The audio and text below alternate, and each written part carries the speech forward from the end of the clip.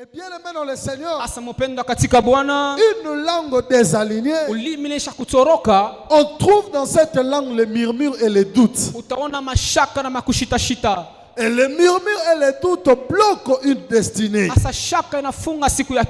Cette langue désaligné, bien aimé, manifeste son désalignement par des murmures, des plaintes constamment. Des plaintes amplifiées. Et pour cette langue, tout est impossible. On ne peut rien accomplir. On ne peut rien réaliser. Cette langue désalignée ne regarde pas la grandeur de Dieu. Ne regarde pas la puissance de Dieu. Ne regarde pas à ce que Dieu peut accomplir ou réaliser. Nous voyons dans le livre des Nombres 13 et le chapitre 14, on nous parle d'une histoire de vaillants hommes. Josué envoie ces gens pour aller inspecter la ville où ils devront prendre en possession. Et lorsque ces gens arrivent, bien aimés dans le Seigneur, ils y trouvent des géants. Ils y trouvent des gens forts, plus élevés qu'eux.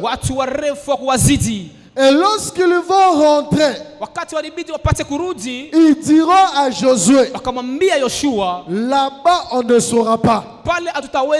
Nous ne saurons pas posséder ce pays. Nous ne saurons pas récupérer ce pays.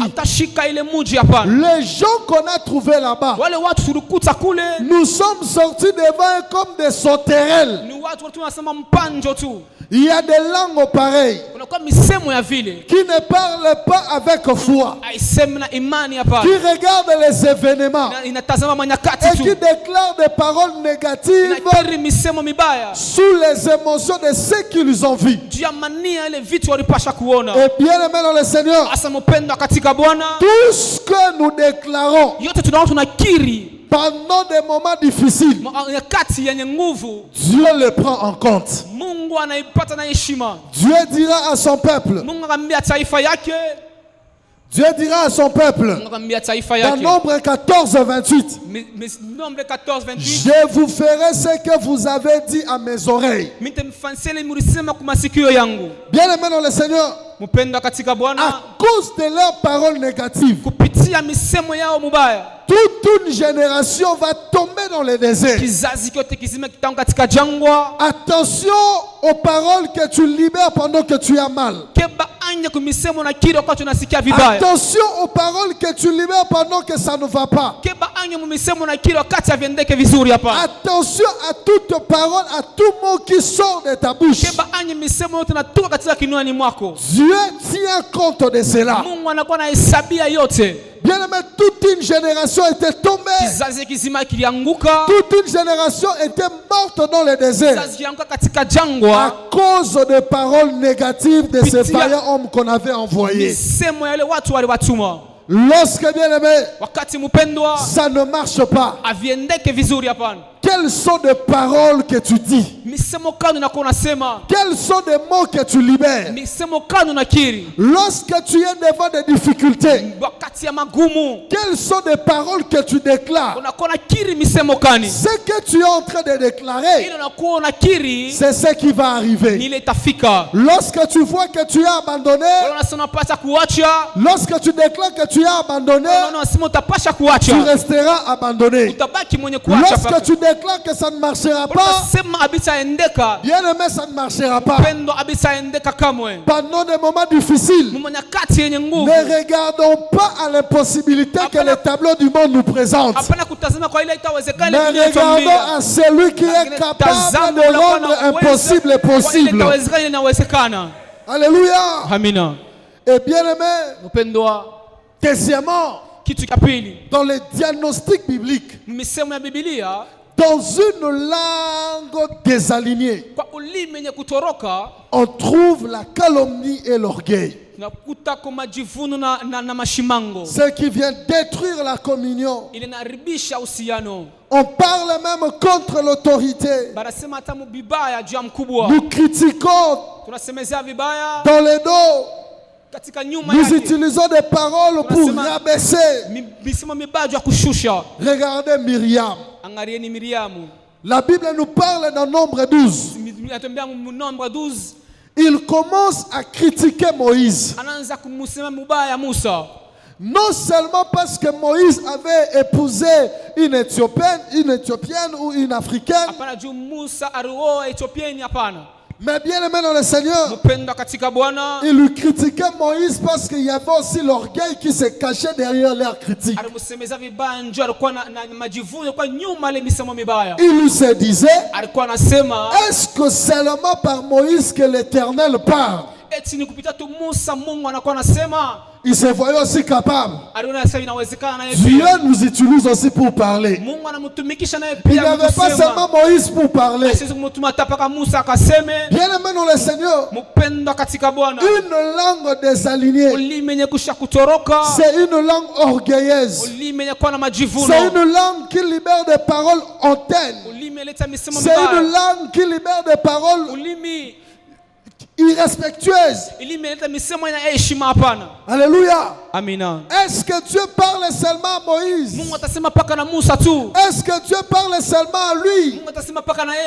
Cette langue désalignée ne respecte pas l'autorité placée. Que tu sois papa, bien aimé, cette langue est capable de te manquer du respect.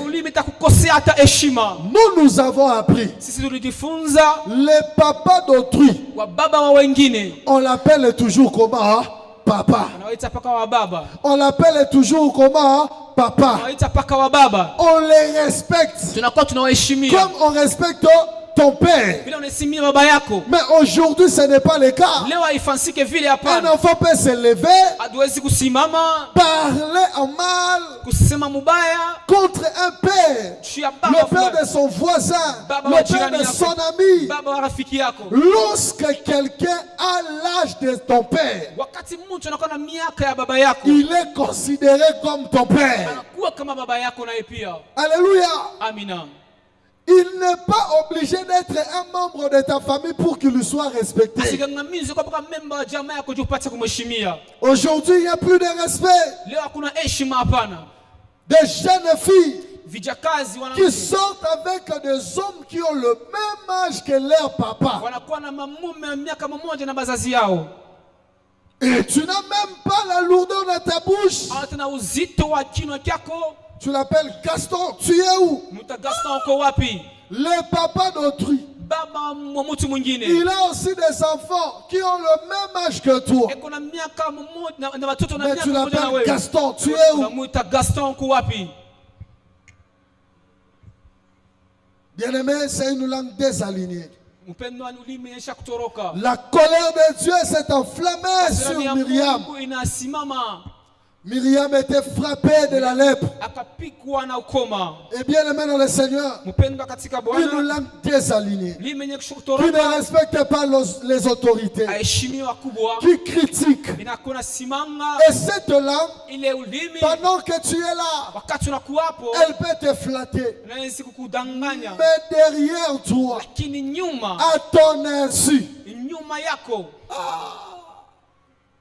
akosanola yo nde kosanola akotonga yo. Je comprends pas les lingala. Akosanola. Alléluia. Amen. C'est une langue qui va te critiquer. Elle va récupérer ta tête jusqu'aux pieds. Mais lorsque tu étais là, tu as reçu le respect. Tu as reçu de bonnes paroles. Mais lorsque tu donnes seulement les dos, il n'y a pas Kalisaranini. Alléluia. Amina. Une langue remplie de calomnie et d'orgueil. Alléluia. Amina. Remplie de médisance. Et ça va toucher la vie de Myriam. La langue bien aimée remplie de médisance ne touche pas seulement celle-là qui critique la personne, mais ça touche aussi sa propre vie. Myriam était devenue malade. Il y a certaines maladies bien aimées qui frappent dans nos familles. Ce ne sont pas des microbes. C'est peut-être une conséquence, une suite de ce que ta langue a dit, de ce que tu as libéré de ta bouche. Alléluia. Myriam était frappée parce que sa langue n'avait pas respecté l'homme de Dieu, n'avait pas respecté la prééminence, n'avait pas respecté l'autorité placée. Alléluia. Et troisièmement, toujours dans le diagnostic, cette langue bien-aimée a le double langage. Cette langue a le double langage. Nous voyons par cette langue, on cherche de paraître, de donner ce que nous ne sommes pas. Et surtout les hypocrites utilisent cette langue. Le double langage. Regardez Ananias et Saphira. Ils viennent avec l'offrande. Mais c'est déjà une offrande coupée à la source. C'est déjà une offrande manigancée à la source. Mais ils veulent montrer à l'homme de Dieu, nous sommes fidèles. Nous nous donnons plus que les autres. Mais ce n'est pas la réalité. Ce n'est pas ce qu'ils avaient vendu. Ils n'ont pas respecté toutes les règles. Mais ils veulent simplement montrer que nous ne sommes pas comme eux. Nous respectons des principes. Regarde notre offrande. Regarde notre dîme. Mais ce n'est pas une vraie dîme. Normalement, tu devrais donner $100. Mais tu es venu avec $50. C'est une langue qui a double langage. Alléluia. C'est une langue qui peut te dire je t'aime. Mais après toi, cette langue est capable de t'insulter. De dire je ne l'aime pas. Je le déteste. Mais lorsque tu es là, mon amour, je peux t'acheter le train. Si comment on appelle ça comment cette entreprise, la SNCC a un souci de train. Toi, un individu, tu vas acheter des trains à cause de l'amour. Ni bongo. Et toi aussi, on a dit que papa, il va m'acheter les trains. Bien aimé dans le Seigneur. C'est une langue qui a un double langage. Une langue désalignée peut te mentir facilement. Ananias et Saphira avaient la facilité de mentir. Cette langue, le mensonge ne dit rien. Cette langue libère le mensonge pour survivre. Libère le mensonge pour être considéré. Libère le mensonge pour donner une autre image de soi. Alléluia. Bien aimé, si tu as le double langage, c'est-à-dire ta langue est désalignée.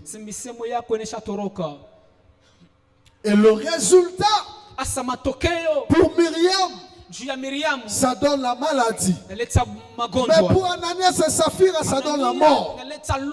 Une langue désalignée apporte la mort. Sois véridique. Dis la vérité. Sema ukweli. La Bible nous dit Biblia inatuambia dans Proverbe 12 19, les lèvres véridiques sont affermies pour toujours, mais la langue menteuse ne subsiste qu'un instant. Tu peux mentir aujourd'hui, tu peux mentir demain. Le monde dit quoi? Les voleurs peuvent voler 99 fois, mais à la 100e fois, on va t'attraper. Alléluia. Amina.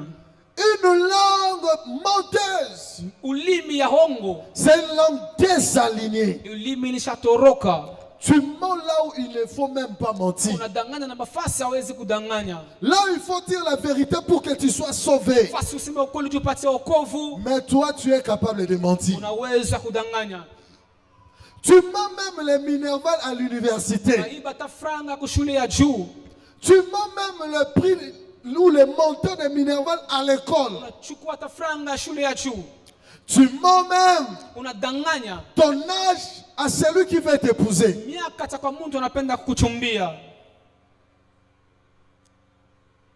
Tu mens même en rencontrant ton passé à celui qui veut t'épouser. Bien aimé dans le Seigneur, c'est que tu n'es le pas. Il ne faut pas chercher une autre image. Sois véridique. Dis la vérité. Alléluia. Amina. Parce que le jour où on va découvrir que tu étais un menteur, on va t'abandonner. On va te relâcher. Mais si on connaît la vérité,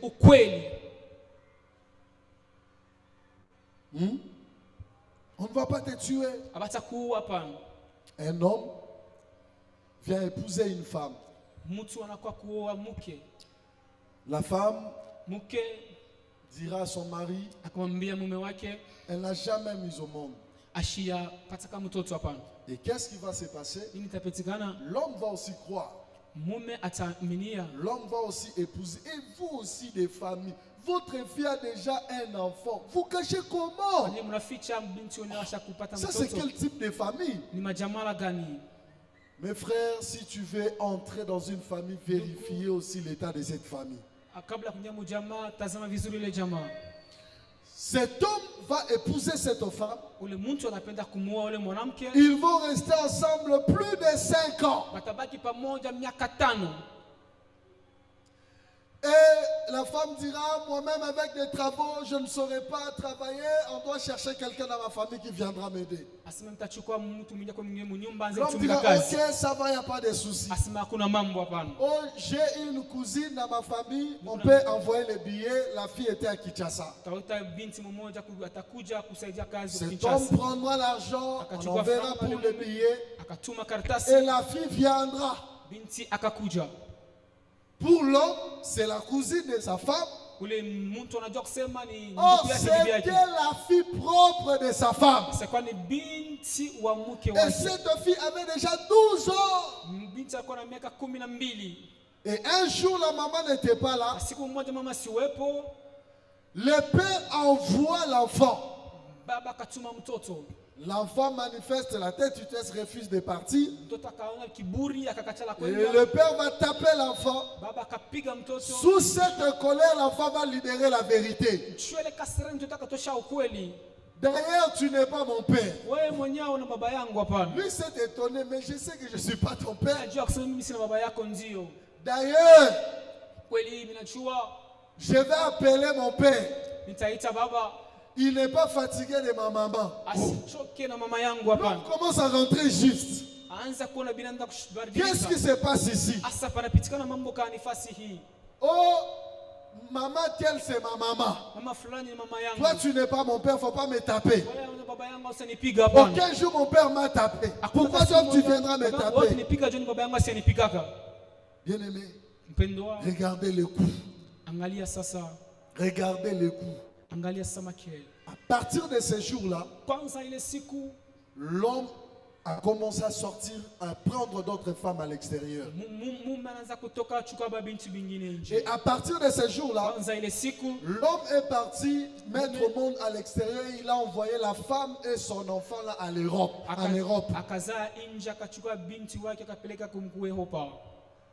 Vous voyez comment vous pouvez détruire la destinée à cause d'une petite chose. La vie est faite de petites choses. C'est que tu peux dire, je l'ai dit pour me protéger, bien ça va te rattraper un jour. Alléluia. Alléluia. La deuxième partie, la source du problème. Pourquoi l'apôtre dit il est difficile de dompter la langue? C'est facile de dompter les animaux, mais il est difficile de dompter la langue. Il dit dans Jacques 3:8, aucun homme ne peut dompter la langue. Bien aimé dans le Seigneur, oui, parce que le vrai problème, ce n'est pas la langue. Lorsque tu cherches à dompter la langue, tu n'arriveras pas. Tu vas échouer. Parce que ce que la langue libère, sa source c'est le cœur. La source c'est le cœur. Tu dois dompter ton cœur pour que ta langue soit domptée. Tu dois remplir ton cœur de la parole du Seigneur pour que, bien aimé dans le Seigneur, ta langue soit domptée. Il y a un lien indissociable entre le cœur et la bouche. Jésus nous le parle dans Luc 6:45. Il dit, l'homme bon tire des bonnes choses du bon trésor de son cœur, et les méchants tire des mauvaises choses de son mauvais trésor. Car c'est de l'abondance du cœur que la bouche fait quoi? C'est de l'abondance du cœur que la bouche fait quoi? Ma maman me disait ceci. Si tu vois quelqu'un en état d'ivresse, il commence à te dire des vérités, ne te dis pas c'est l'alcool. Il avait déjà ça, il avait déjà prémédité. Maintenant, il a cherché quelque chose là pour masquer afin de libérer des vérités. C'est de l'abondance du cœur que la bouche fait quoi? Oh, c'était une erreur, c'était là. Non, c'était déjà rempli. Maintenant, tu viens de faire quoi? Tu viens de les libérer. Lorsque le cœur n'est pas rempli, la bouche ne parlera pas. Ce que nous parlons sur les gens, contre les autres, ça montre l'état de notre cœur. Je vais connaître que quelqu'un est jaloux. Écoute seulement sa façon de parler. La manière dont il parle de ses frères, la manière dont il parle des autres, la manière dont il te parle. Tu veux seulement comprendre que quelqu'un est né. C'est par sa bouche. Lorsque le cœur est rempli, c'est alors que la bouche fera quoi? Va libérer. Bien aimé dans le Seigneur, remplis ton cœur de bonnes paroles. Remplis ton cœur de paroles saintes. C'est alors que tu vas libérer des bonnes paroles par ta bouche. Alléluia. Amen. Lorsque bien aimé, wakati mpendwa, chaque jour tu attends, ah cette personne c'est une mauvaise personne, cette personne c'est une mauvaise personne. Le jour où tu seras devant cette personne, à moindre pépin, tu diras, toi d'ailleurs tu es une mauvaise personne. Mais en réalité, si tu veux mettre tous les faits sur la table, tu vas voir que cette personne t'as rien fait. Entre vous deux là, il n'y a eu aucun problème, aucun souci. Mais tu l'as détesté, pourquoi? Parce que ton cœur est rempli. Cette personne, c'est une mauvaise personne. Cette personne, c'est une mauvaise personne. Et tu détestes la personne.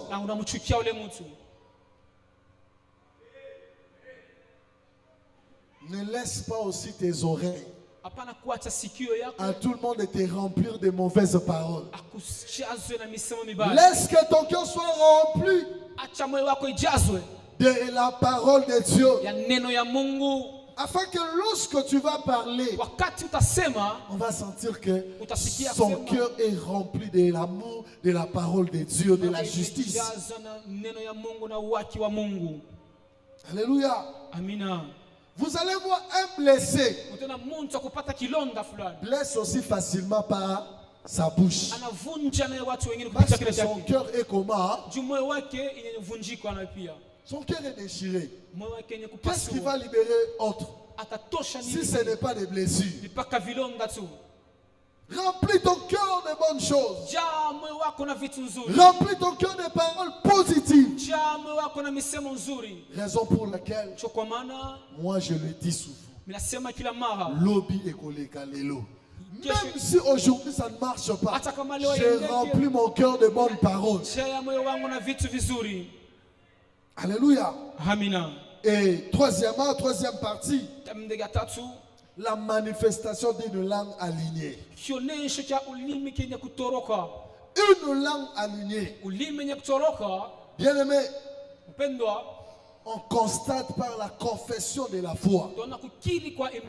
Cette langue libère le miracle. Cette langue parle selon les promesses de Dieu. Même quand les réalités visibles sont contraires, cette langue prononce des paroles de foi. Regardez la femme sunamite dans 2 Rois 4. La Bible dit son fils unique.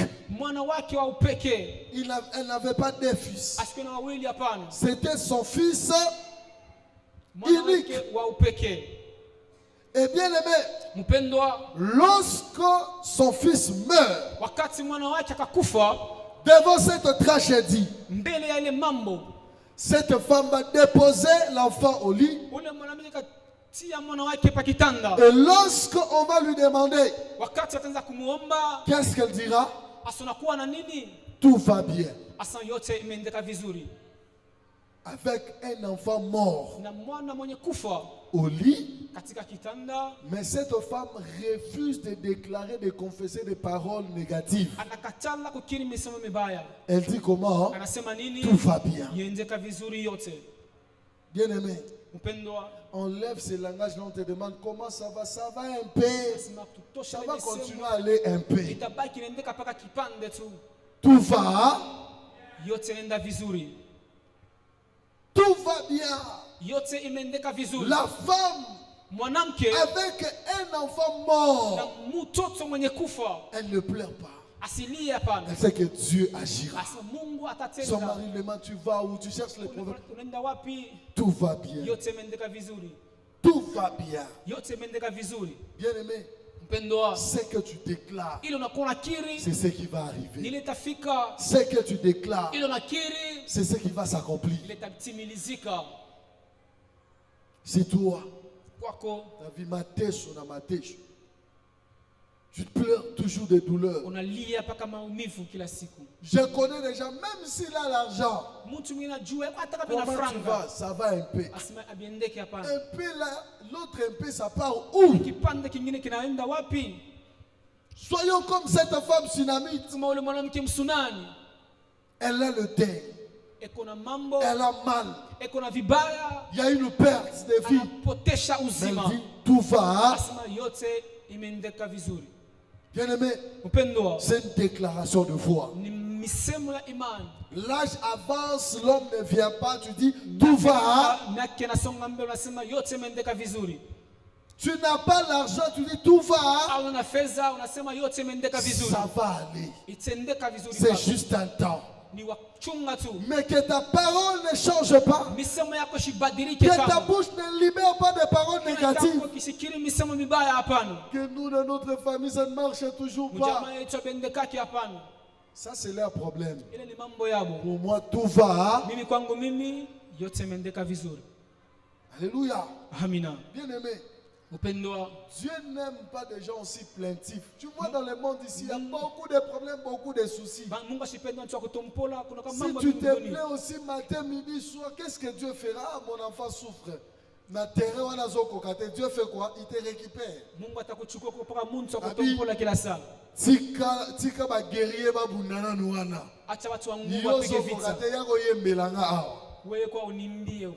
Alléluia. Le monde est rempli de guerriers. Si tu continues à vivre parce que tu es un guerrier, parce que tu crois en toi, tu crois en ces dieux, tu crois que demain ça sera meilleur. Raison pour laquelle tu continues à vivre. Dieu voit qu'il a encore un guerrier, il va encore combattre. Je les laisse. Alléluia.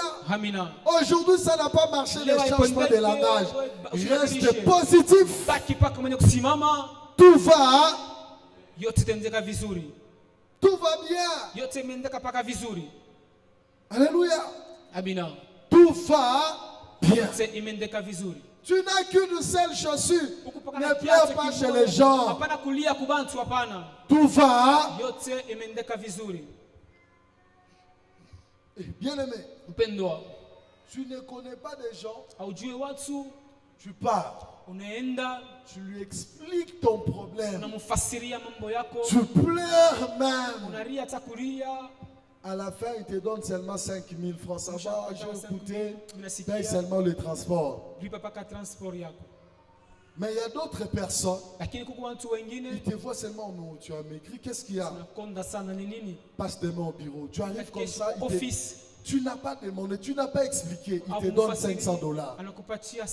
Pour te dire, c'est Dieu qui touche les cœurs, ce n'est pas ta parole. Ce ne sont pas tes plaintes. C'est Dieu qui touche les gens pour nous faire du bien. Tu peux commencer à pleurer, mais personne. Les gens restent indifférents. Reste, tout va. Mais yo, c'est un problème explicateur. Pourquoi je peux t'expliquer, tu n'as pas de solution à me donner. C'est lui qui me donnera des solutions, c'est qui? David dit, je lève mes yeux vers le montagne. Vers le montagne, d'où me viendra quoi? Les secours viennent. Qui a fait quoi? Toi, tu regardes à l'Éternel. L'Éternel touchera des hommes et les hommes viendront répondre à ta prière. Alléluia. Et bien aimé dans le Seigneur, cette femme dit tout va bien. Tout va bien. Ne change pas de parole.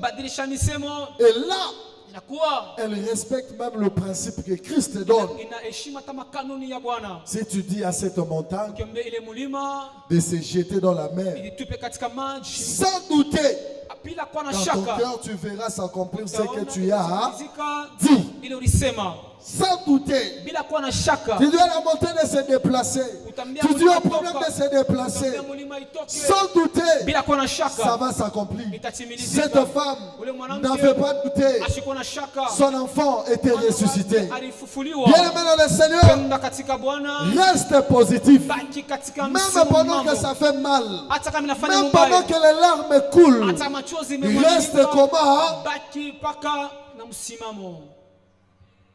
À des fois, certaines personnes profitent derrière tes paroles pour te manipuler. Reste comment? Même pendant que ça fait mal, je ne sais pas avancer, mais je dis tout va bien.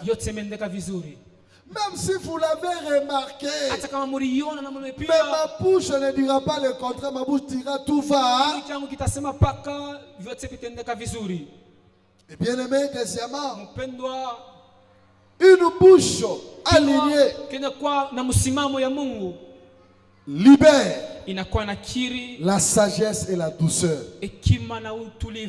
Ce n'est pas une langue qui crée des guerres. C'est une langue lorsqu'elle parle, c'est la paix qui règne. Bien aimé, la tension des colères partent. C'est comme Abigail.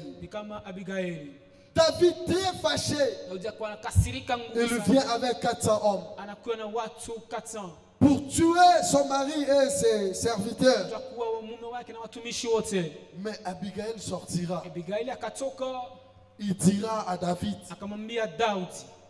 de ne pas verser le sang. Et qu'est-ce que David lui dira? Béni soit ton bon sens. Une langue alignée, c'est une langue qui a le bon sens. Lorsqu'elle parle, vous sentez ici il y a le bon sens. On bénira ton bon sens lorsque ta bouche est alignée. Tu vas épargner ta maison de la mort lorsque ta bouche est alignée. Tu vas sauver la vie de beaucoup de gens lorsque ta bouche est alignée.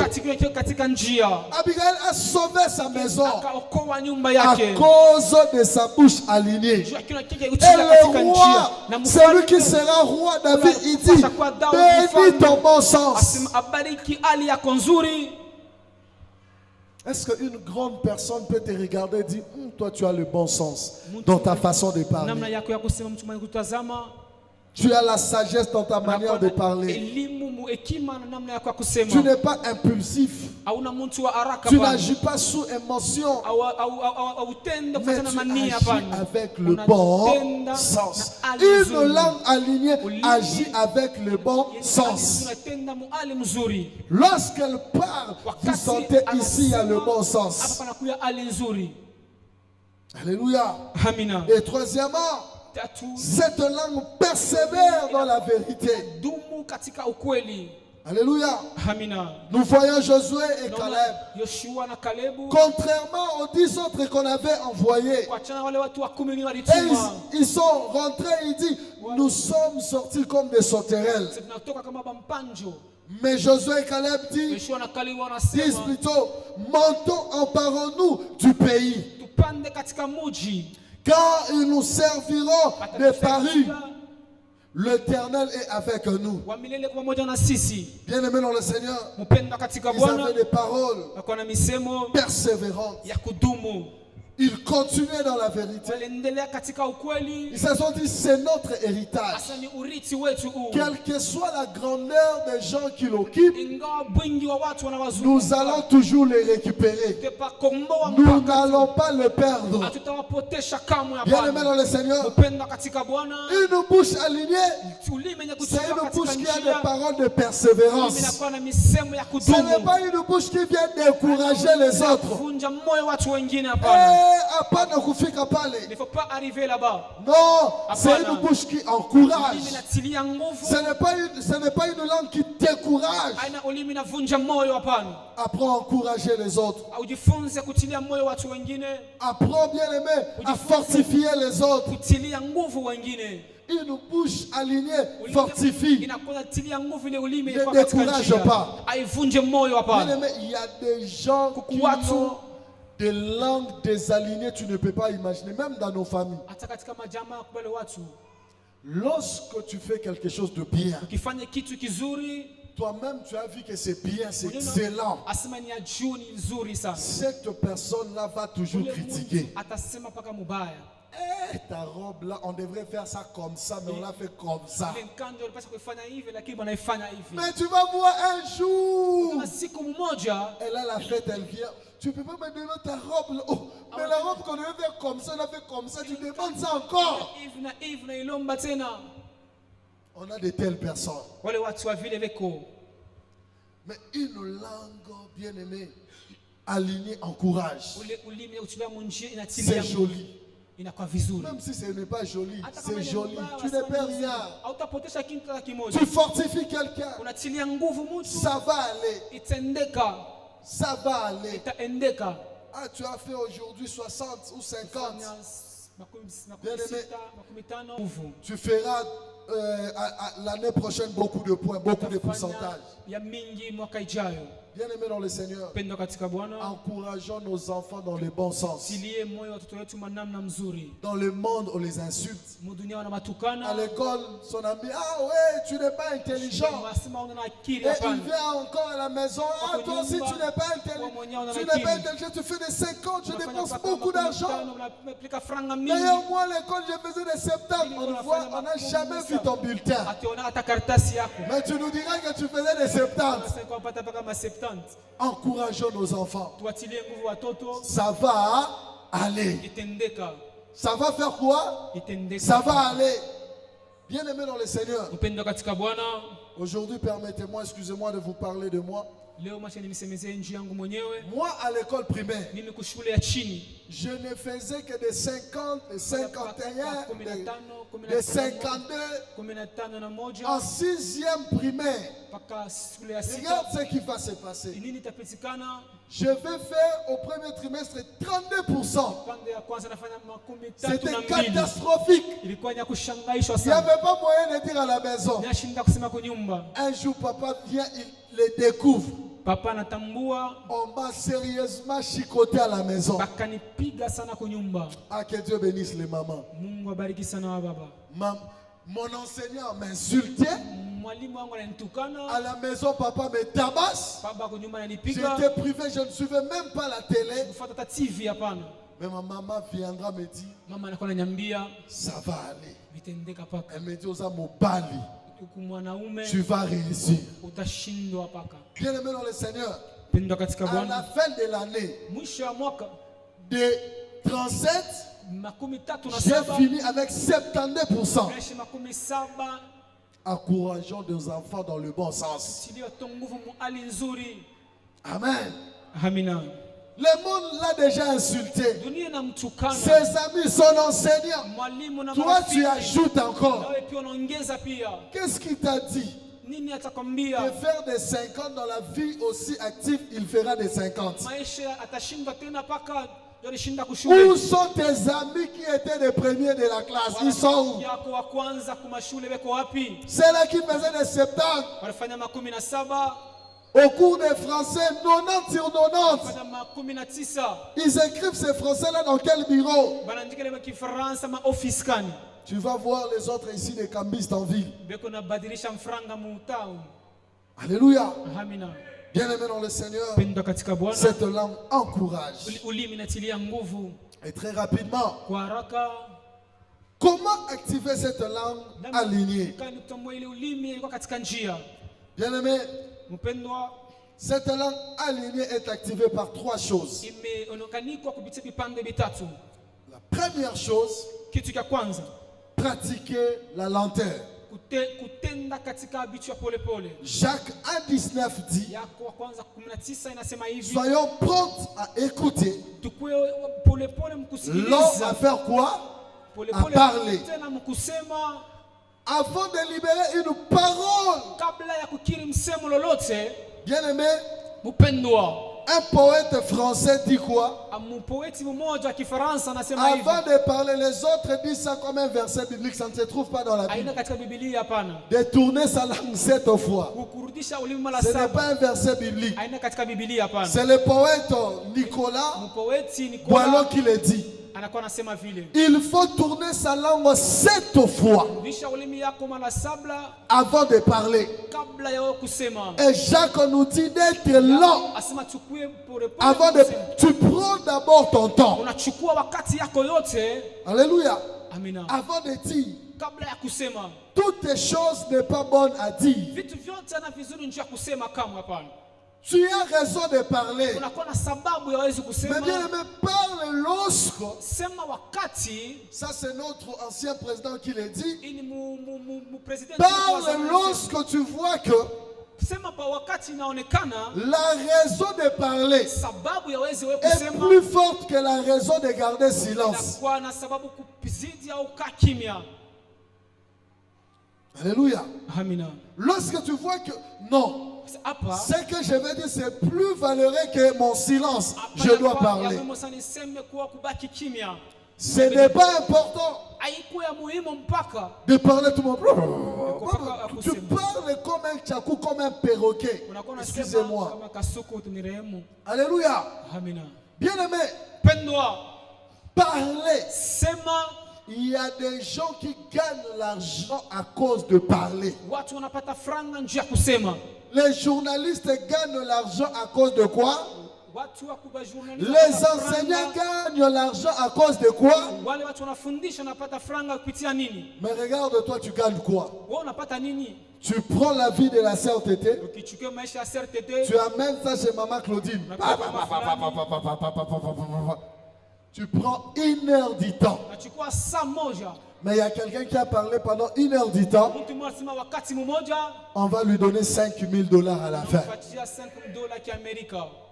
Parle au moment où il faut. Ne parle pas pour parler. Sois lent à parler. Réfléchis, prends ton temps de réfléchir avant de dire un mot. Un seul mot peut diviser toute une église. Une seule parole peut diviser une famille. Oh, c'est elle qui a dit. C'est elle qui a dit. C'est elle qui a dit. Aujourd'hui, des familles sont séparées. À cause de quoi? De la parole. Soyez lents. Même si tu es fâché. Ah, je bénis des gens lorsqu'ils sont énervés, ils gardent le silence. Soyez bénis. Il y a des gens, lorsqu'ils sont fâchés, ils ne parlent plus. Ils restent comment? Calmes. Que Dieu vous bénisse. Vous sauvez beaucoup de vies. Parce que sous la colère, là, si vous libérez, combien de fois on a parlé sous la colère? Après nous-mêmes, on commence à regretter. Qu'est-ce que j'ai libéré? Ça, c'était une bombe. Toi-même, tu commences à regretter. Ça nous arrive tous.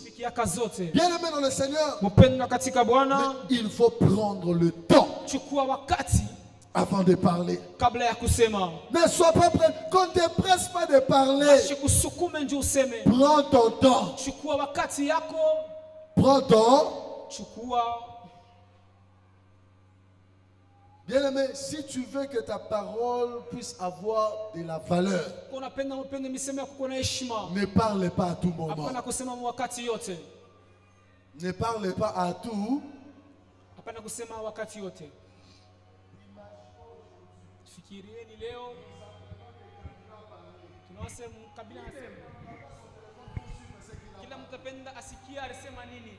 Parce qu'il ne parle pas à tout moment. C'est un mystère. Tu deviendras un mystère. Tu ne parles pas parce que tu es fâché contre les gens. Non. Parce que tu ne veux pas placer tes mots à n'importe quel moment ou à n'importe quoi. Alléluia. Et deuxièmement, remplir le cœur de la parole de Dieu. Remplis ton cœur de la parole de Dieu. Et troisièmement, abandonne-toi entre les mains de Dieu. Que le Saint-Esprit dirige tes paroles. Que le Saint-Esprit dirige tes mots. Bien-aimés, regardez. Ceux qui sont dirigés par le Saint-Esprit vont les confirmer. Tu arrives, tu voulais parler, mais tu sens, je laisse. On te dit, mais tu voulais dire quoi? Non, je laisse. Ça m'a déjà arrivé, j'ai pris les rendez-vous, j'ai dit à quelqu'un, viens, on va parler. Parce que la personne m'a énervé, je dois lui dire des vérités. La personne doit sentir des vérités. La personne doit être recadrée. Tu arrives comme ça, le Saint-Esprit te dit, laisse tomber. Et tu laisses, tu vois, le Saint-Esprit fait des choses très bien, correctement que tes paroles. Et dans des réunions, tu voulais dire quelque chose, tu sens, on retient ta bouche. Et à prier, toi-même tu dis, et si j'avais dit, heureusement, je n'avais pas parlé, on allait renvoyer quelqu'un du boulot aujourd'hui. Heureusement. Bien-aimé, sois dirigé par le Saint-Esprit. Des mots pareils vont te dire, heureusement je n'avais pas parlé. Heureusement je n'avais pas dit. Parce que si j'avais parlé, ça allait brûler ici. Oh bien-aimé dans le Seigneur, que le Seigneur aligne nos bouches. Alléluia. Que nos langues qui étaient désalignées, qui souffraient de la lèpre, qui étaient mortes, qui amenaient les gens dans le désert, qui détruisaient les visions. Que Dieu apporte des corrections à nos langues. Que Dieu aligne nos langues.